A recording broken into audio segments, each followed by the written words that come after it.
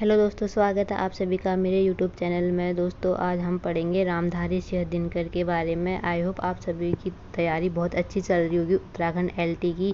तो इसी विषय में हम एक महत्वपूर्ण कवि रामधारी सिंह दिनकर के बारे में आज देखेंगे, इनके जो भी महत्वपूर्ण टॉपिक हैं। रामधारी सिंह का जन्म हुआ था 23 सितंबर 1908 को सिमरिया बेगूसराय बिहार में हुआ था और इनकी मृत्यु 24 अप्रैल 1974 में हुई थी। तो अगला देखते हैं हम। 21 वर्ष की अवस्था में पहली कविता पुस्तक कौन सी थी? इनकी प्रणभंग थी और इन्हें अनल कवि के नाम से भी इनको जाना जाता है। और इनको और क्या क्या कहा जाता है ये देखते हैं हम। इनको कहा जाता है समय सूर्य, अधैर्य का कवि तथा आवेश का कवि कहा जाता है। अब इनकी प्रमुख कृतियाँ के बारे में पढ़ते हैं। इनकी काव्य कृतियाँ कौन कौन सी हैं देखते हैं हम। तो पहला है प्रणभंग। प्रणभंग की स्थापना कब हुई थी? 1929 में। अगला है रेणुका। रेणुका की कब प्रकाशन में हुआ था? इसका हुआ था 1935 में। हुंकार 1938 और रसवती 1940 में। कुरुक्षेत्र 1946 में। और यह शांति पर्व से प्रभावित है और इसमें किसका वर्णन है? भीष्म युधिष्ठिर संवाद पर आधारित है यह। और ये क्या है? एक प्रबंध काव्य है।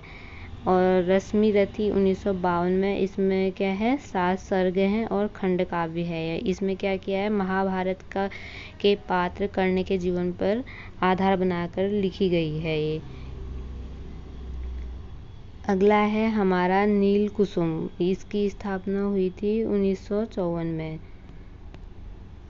अगला है उर्वशी। उर्वशी की स्थापना कब हुई? 1961 में। उर्वशी ये सबसे महत्वपूर्ण है। ये एक गीति नाट्य है और इसमें इनको उर्वशी के लिए क्या मिला था? भारतीय ज्ञानपीठ पुरस्कार मिला था उर्वशी के लिए। और उर्वशी में किसका वर्णन है? इसमें है पूर्वा और उर्वशी के प्रेम का चित्रण किया गया है। अगला है परशुराम की प्रतीक्षा। ये है 1963 में। ये भी महत्वपूर्ण है इनकी कृति। और इसमें क्या क्या है? भारत और चीन का युद्ध का चित्रण किया गया है। अगला है कोमलता और कवित्व। और अगला है हरे के हरिनाम। हारे के हरिनाम। इसमें इसकी स्थापना कब हुई? 1970 में हुई थी। अगला इनकी अब देखते हैं गद्य कृतियाँ और निबंध। सबसे पहले मिट्टी की ओर 1946 में हुआ था इसका प्रकाशन। अर्धनारीश्वर 1952 में हुआ था। और संस्कृति के 4 अध्याय 1956 में हुआ था और इसमें से साहित्य अकादमी पुरस्कार भी मिला था। काव्य की भूमिका 1958 में। वट पीपल 1961 में। शुद्ध कवि की खोज 1966 में। साहित्यमुखी 1968 में। के बाद हमारा दिनकर की डायरी 1973 में। और अगला है छायावादोत्तर युवा के प्रमुख कवि हैं। इनको राष्ट्र कवि भी कहा जाता है। एक राष्ट्र कवि भी थे।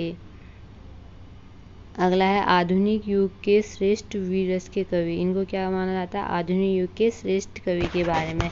दोस्तों अगर आप लोगों को मेरी वीडियो पसंद आए तो प्लीज़ लाइक, शेयर और कमेंट करें। और इसी के साथ हम अपनी दूसरी वीडियो लाएंगे कल के लिए।